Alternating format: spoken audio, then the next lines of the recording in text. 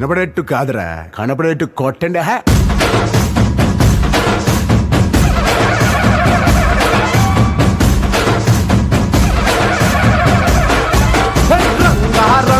రంగస్థలాన రంగు పూసుకోకున్నా వేసుకోకున్నా ఆట బొమ్మలం అంట, మనమంతా తోడు బొమ్మలం అంట.